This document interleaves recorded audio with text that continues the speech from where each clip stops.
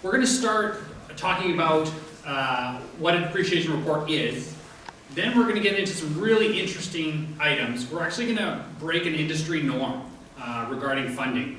And it's really interesting because it goes against what a lot of people are saying, what a lot of the industry is doing. And then we're going to talk about how to implement a plan with it. And then Rick has got some great tips and tricks at the end. So before we start, how many strata corporations, if you're a council member here, how many have a depreciation report? Can you just put up your hand? Wow, you guys are all the keeners, that's great. Okay, that's fantastic. So that means we might go through the start of it a little faster and then spend more time on maybe what to do with the depreciation report.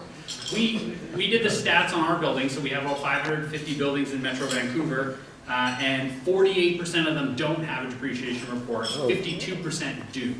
So just so you know, it's about half and half. Now it is, the pace of Strata's getting a depreciation report is getting faster.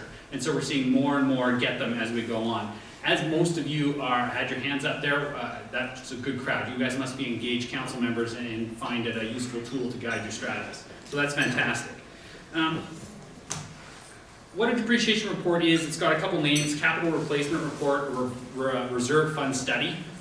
What it is they take a look at all of the assets in the building, the large capital assets like your elevators, your roof, the envelope of your building, all those big ticket items, and then look at how long they're going to last. So is it going to last 2 years, or is it going to last 20 years, 30 years?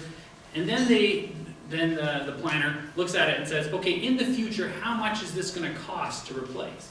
So we know a roof now might be $1 million, but in 30 years, it could be $2 million.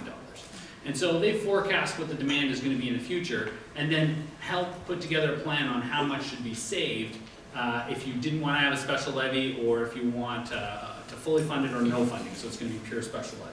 So in general, that's what it is.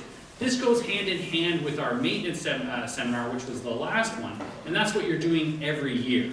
So to clarify, last seminar we were talking about what are we going to do the maintenance every year. This seminar is what's the maintenance that we do not every year, we do it every couple years or 5 years or 10 years. So it's more a longer term view.